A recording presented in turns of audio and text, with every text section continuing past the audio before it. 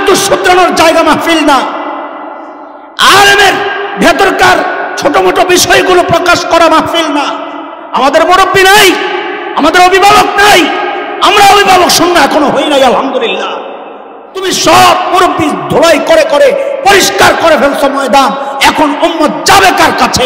সবাইকে বিতর্কিত করলে উম্মত যাবে কার কাছে? উম্মতকে আলেম থেকে বিচ্ছিন্ন করা এটা একটা গভীর চক্রান্ত, মানুষের সামনে আলেমের সমালোচনা করা। আমি এই ময়দানে কাউকে তেলাইয়া তেলাইয়া কথা বলার জন্য নামি নেই। আমার আকাবির আসলাফ আক্রান্ত হবে, আমার শ্রোতা নষ্ট হবে, আমার সমর্থক নষ্ট হবে, আমার ভক্তবৃন্দ নষ্ট হবে, ফেসবুকে কেউ আমার গালাগালি করবে, এই জন্য আমি তেলায় তেলায় কথা বলবো। আর সমাজে ওলামাদের সব দোষটাই নাই না মানুষের সামনে প্রকাশ করব, ওই শিক্ষা বড়দের কাছ থেকে আমরা পাই নাই। আমাদের আকাবির আসলাফকে ঢেকে রাখাই আমাদের কাজ।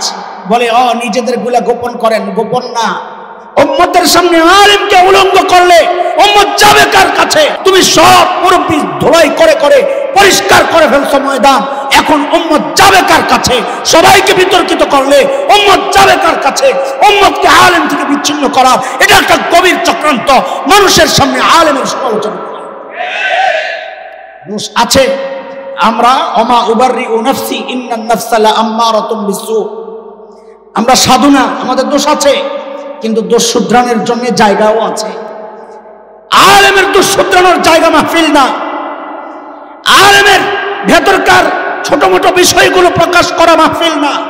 আমাদের মুরব্বী নাই, আমাদের অভিভাবক নাই, আমরা অভিভাবক শূন্য এখনো হই নাই। আলহামদুলিল্লাহ, আমাদেরকে শুধরানোর জন্য জায়গা আছে। কিছু বিষয় এমন ভাবে আমরা বলছি যেন গোটা সমাজে এই সমস্যাগুলা, অথচ ওই সমস্যা আমি মাঝে মধ্যে আমাদের সাথে যারা আসে ওদের সাথে বসে বসে আলাপ করি। এই যে সমস্যার আলোচনা হচ্ছে, কড়াই গইনা শেষ করা যাবে না, আঙ্গুলই শেষ হবে। একজন, দুইজন, তিনজন, 4 জন, আঙ্গুল শেষ হয় না। অথচ এমন ভাবে প্রত্যেক মাহফিলে আলোচনা হচ্ছে যেন গোটা সমাজের সমস্যা এটা। তো মানুষ কি মনে করতেছে? কিভাবে বললে বুঝবো না? এটা আবার নতুন আরেক ফেতনা হয়ে যায় এই কথা। আল্লাহ আমারে মাফ করুন। কিছুদিন আগ পর্যন্ত একটা আওয়াজ উঠাইতে চাইছিল ওরা, সেটা হচ্ছে অর্থ সহ কোরআন না পড়লে সওয়াব হয় না, অর্থ না বুঝে কোরআন পড়লে সওয়াব হয় না। শুনেন নাই আপনারা? কোরআনের সওয়াব পাইতে হলে অর্থ শিখতে হবে। এটা উম্মতকে কোরআন থেকে দূরে সরানোর একটা গভীর চক্রান্ত। আপনারা সাধারণ মানুষ মনে করবেন এটা তো কোরআনের সাথে আরো যুক্ত করার কথা।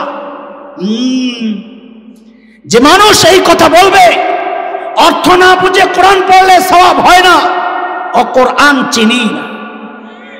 ও কোরআনকে আর 10টা বইয়ের মতো মনে করেছে, ও কোরআনকে অন্য আসমানি কিতাবের মতো মনে করেছে। কোরআন অন্য আসমানি কিতাব থেকে আলাদা, কোরআনের বৈশিষ্ট্য আছে আলাদা।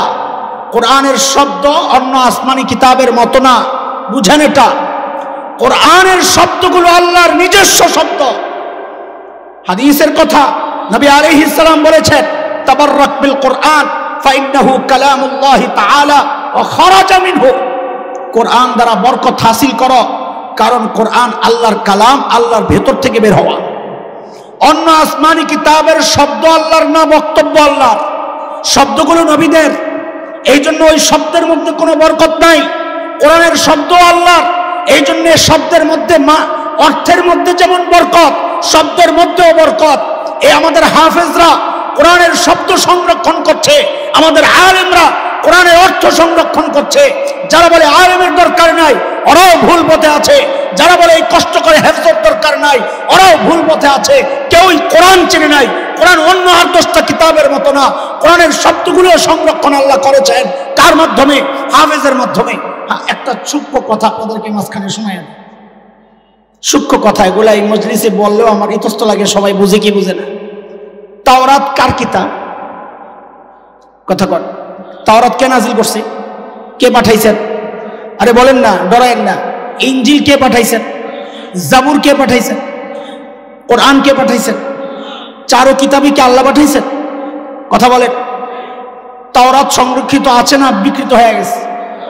ইনজিল, জাবুর, এখন আপনার মনে কি প্রশ্ন জাগে না এটা কইলেনার হয়ে গেল?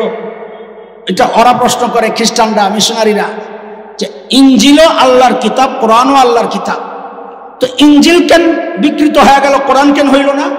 আপনি হয়তো বলবেন কোরআন বিকৃত হবে না, আল্লাহ নিজে গ্যারান্টি দিয়েছেন, ইন্না নাহনু নাযালনা যিকরা ওয়া ইন্না লাহু লাহাফিজুন। কোরআন আমি নাযিল করছি, কোরআন আমি সংরক্ষণ করব। আপনি হয়তো এই জবাব দিবেন। তখন ওরা আবার প্রশ্ন করবে, তো শুধু কোরআনের জিম্মাদারি কেন নিল? এটা কি আল্লাহর না? ওটা কি আরেক আল্লাহ পাঠাইছে? এই প্রশ্ন করবে কি করবে না? হ্যাঁ, জবাব কি? কারণ অন্য আসমানি কিতাবের যে ধর্ম যারা পালন করবে, ওই ধর্ম স্থায়ী না, এটা নির্দিষ্ট টাইমের জন্য ধর্ম। আমার নবী সাল্লাল্লাহু আলাইহি ওয়াসাল্লাম একমাত্র বিশ্ব নবী। একমাত্র বিশ্ব নবীর মানে কি? সমস্ত নবীকে আল্লাহ পাঠাইছেন নির্দিষ্ট টাইমের জন্য। আমার নবীকে কোনো নির্দিষ্ট টাইমের জন্য পাঠান নাই। সমস্ত নবীকে আল্লাহ পাঠাইছেন নির্দিষ্ট অঞ্চলের জন্য। আমার নবীকে নির্দিষ্ট অঞ্চলের জন্য পাঠান নাই। সমস্ত নবীকে আল্লাহ পাঠাইছেন নির্দিষ্ট সম্প্রদায়ের জন্য। যেমন হযরত ঈসা বলেছেন, ইয়া বানি ইসরাঈল ইন্নী রাসূলুল্লাহি ইলাইকুম। আমাদের নবী বলেন, কুল ইয়া আইয়ুহান নাস ইন্নী রাসূলুল্লাহি ইলাইকুম জামিআ ওয়া মা আরসালনাকা ইল্লা কাফাতাল লিন-নাস। সমস্ত নবীকে আল্লাহ পাঠাইছেন নির্দিষ্ট সম্প্রদায়ের জন্য, নির্দিষ্ট অঞ্চলের জন্য, নির্দিষ্ট এরিয়ার জন্য। আমার নবী একমাত্র বিশ্ব নবী যার টাইম ঠিক নাই, নির্দিষ্ট নাই। তিনি খাতামুন নবিয়্যিন, কিয়ামত পর্যন্ত নবী, যার অঞ্চল নির্দিষ্ট নাই, যার সম্প্রদায় নির্দিষ্ট নাই। তিনি হিন্দু, বৌদ্ধ, খ্রিস্টান, মগ, মোরাং, গারো, চাকমা, কোকিল, সাঁওতাল, টিপরা সহ যত জাতি আছে সবার নবী আমার নবী একমাত্র বিশ্ব নবী। এই জন্যে যেহেতু ইসলাম চিরস্থায়ী ধর্ম, এই জন্য ইসলামের কিতাবকে আল্লাহ চিরকাল রাখার ব্যবস্থা করেছেন। অন্য ধর্ম চিরকালের ধর্ম না, এই জন্য অন্য কিতাবকে চিরকাল রাখার ব্যবস্থাও আল্লাহ রাখেন নাই। বুঝছেন কথা? এখন বুঝেন হুজুর, অর্থ ছাড়া কোরআন পড়লে সওয়াব হয় না, এই ফতুয়া দিলে কোরআন থেকে দূরে সরানো কেমনে হয় বুঝি না। বুঝবেন কেমনে? এই জন্যই তো আলেমের কাছে যাওয়া লাগবে, সব নিজে নিজে বুঝতে চান। আগে আপনারা বলেন তো, অর্থ না বুঝে কোরআন পড়লে সওয়াব হয় কি হয় না? হয়। আগে এটা বিশ্বাসটা পুরা পোক্তা করেন, হয় না? হয় না? হয়। ওলামাদের কাছে দলিলের অভাব নাই। আপনি দলিলের পেছনে ছুটেন না, আলেমের কাছে আসেন। দলিল ছাড়া আলেম কেন কথা বলবে? আমি ছোট্ট একটা দলিল দেই আপনাদের বুঝার জন্য। নবী আলাইহিস সালাম বলেন, মান ক্বারা হারফাম মিন কিতাবিল্লাহ ফালাহুল হাসানাহ ওয়াল হাসানাতু বিআশরি আমসালিহা। আল্লাহর নবী বলেন, কেউ যদি কোরআনের একটা অক্ষর পড়ে, আল্লাহ তাআলা তার আমলনামায় 10টা নেকি লিখে দেন। সুবহানাল্লাহ। অক্ষর একটা, নেকি কয়টা? সবাই বলেন, অক্ষর একটা, নেকি কয়টা? আবার বলেন, অক্ষর একটা, নেকি কয়টা? এই হাদিসে নবী আলাইহিস সালাম বলেন, আমি বলছি না আলিফ লাম মিম একটা অক্ষর, আমি বলি আলিফ এক অক্ষর, লাম এক অক্ষর, মিম এক অক্ষর। এবার হাদিসের ব্যাখ্যা আপনারা দিবেন। বলেন, আলিফ পড়লে কয় নেকি? লাম পড়লে? মিম পড়লে? আমি একসাথে বলি, আলিফ লাম মিম। কয় নেকি?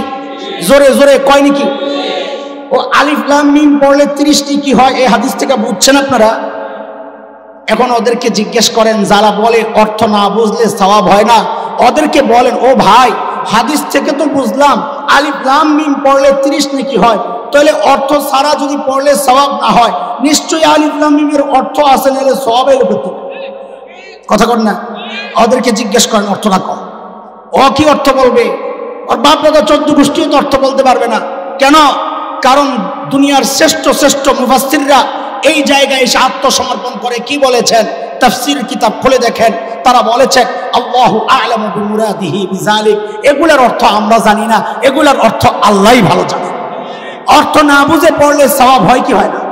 কথা বলেন, হয় কি হয় না? এখন প্রশ্ন, হুজুর, এই ফতোয়া বাজারজাত করলে মানুষকে কোরআন থেকে দূরে সরানো কেমনে হয়? বুঝলাম না তো। হ্যাঁ বুঝেন, বুঝাইতেই তো আসছে। আমি একটা প্রশ্ন করব, যারা আলেম না তারা হাত উঠায়েন না। এখানে সূরা কাউসার কে কে জানেন? হাত উঠান তো। আলেম না যে সে উঠাবে, শুধু আলেমরা উঠায়েন না। ইন্না আতাইনা কাল কাউসার জানেন এমন কারা কারা আছেন? হ্যাঁ, যারা জানেন হাত উঠান। আলেমরা না, মাদ্রাসাওয়ালারা না, যে মাদ্রাসায় পড়েন নাই এমন হাত ওঠান। অনেক হাত, মাশাআল্লাহ, হাত নামান।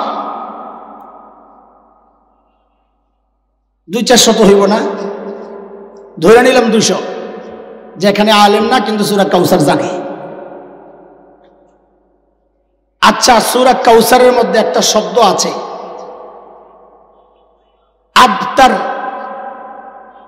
ইন্না শানিআকা হুয়াল আবতার।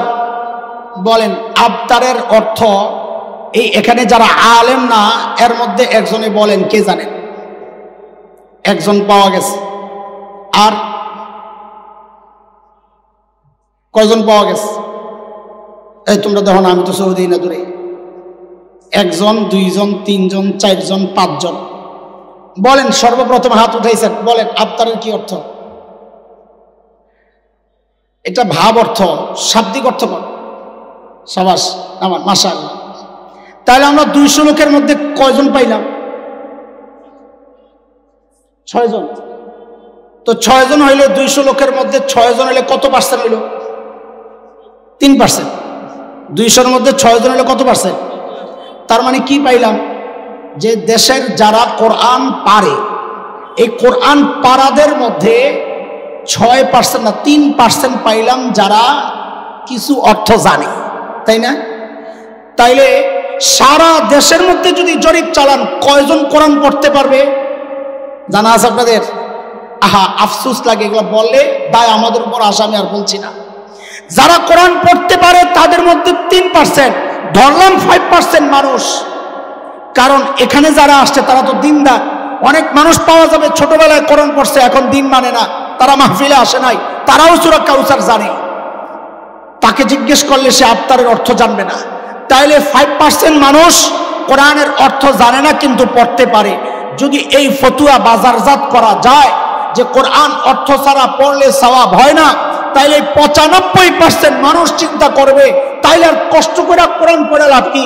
অর্থ না জানলে যদি সওয়াব না হয়, তাইলে 95% মানুষ কোরআন তিলাওয়াত করা ছেড়ে। তাইলে এই 95% মানুষকে একটা ফতুয়া দিয়া কোরআন তেলাওয়াত থেকে দূরে সরানোর চক্রান্ত হচ্ছে। কথা বুঝতেছেন আপনারা? একটা উদাহরণ দিলাম, নেক্সট সূরাতে ধোঁকা। আরেকটা উদাহরণ দেই, সমসাময়িক উদাহরণ। দেখেন,